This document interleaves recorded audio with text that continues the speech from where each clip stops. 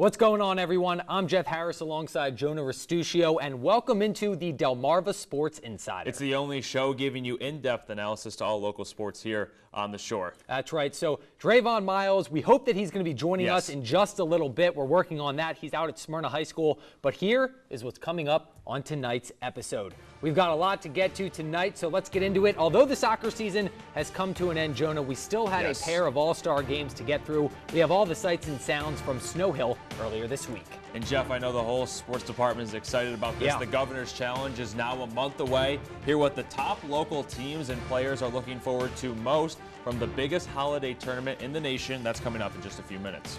And still to come, the Salisbury men's basketball team look to keep their undefeated season alive, hosting Virginia Wesleyan Tuesday night. We have must-see highlights straight ahead.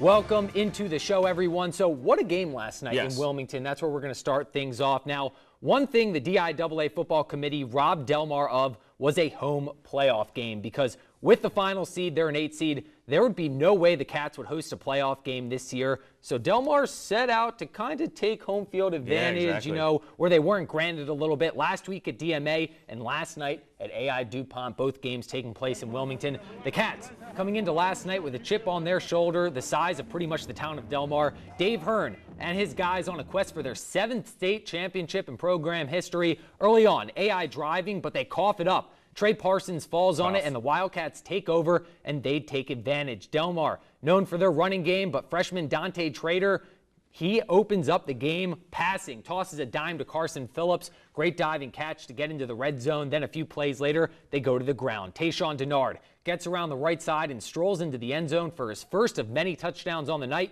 Ensuing drive, AI's Chad Jones drops back, but picked off by Parsons again. Delmar takes over in great field position, and they give it back to Denard. That 4-yard touchdown, number 2 on the night for Denard, 14-0 Delmar. Second quarter doesn't start well for AI. Jones again drops back, but that guy again, Trey Parsons, comes up with another INT. Big night for number 33 on defense as Delmar once again with great field position. And who do you think they gave it to, Jonah, here? I don't know. Maybe Denard? Yeah. Okay. I think that's him. Number 12, Denard, getting the pitch, going 45 yards to the crib. Delmar would lead 28-14 at the half. And in the second half, they would simply run away with it. No pun intended, literally. Denard opens the third quarter with a 19-yard touchdown run. Delmar goes on to win it 56-21 as they now head to the DIAA Division II state title game.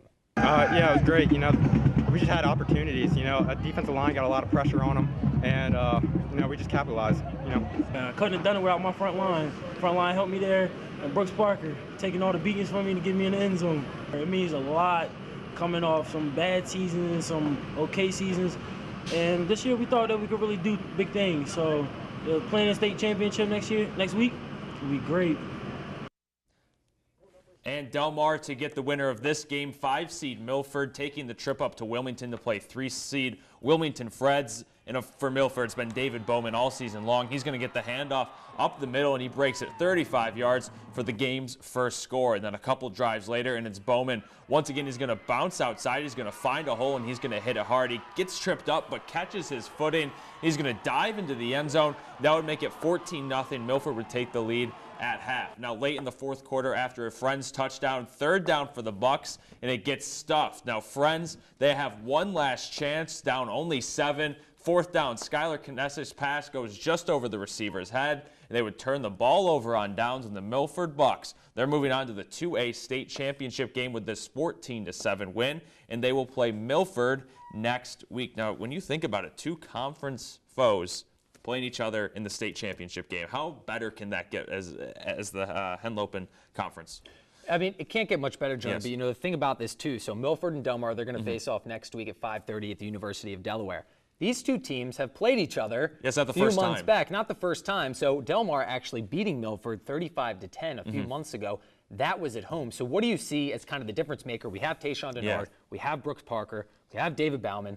Who has the better running backs? We don't even know. You don't really know because these teams playing from the same conference, they have such strong running attacks. At the same time, they also have strong defenses. Like you said, Delmar kind of got gypped with not having that home game as the 8 seed. They Right. took down the 1 seed and the 2 seeds, but that's just with the point system that comes in the DIAA. So, I don't really know where to make a prediction with this. I think it's going to be close, but Delmar's hot right now. Delmar is hot right now. They're the 8 seed. They took down the 1 in DMA. They took down the 2 in AI DuPont. Milford's coming in as a 4 seed. They're also playing extremely well right now. Something also to mention is that Tayshawn Denard last night with 8 touchdowns. We showed about 4 of them. We didn't have enough time to show all 8, but actually, we learned today, too, that Brooks Parker, their senior running back, Tayshawn Denard is a junior, combined over 2,500 yards on the ground this season and 42 touchdowns. And then you take a look between both of them. Exactly, and then you look at the other side at Milford. David Bowman breaks the school rushing touchdown record. He's the best running back in school history. So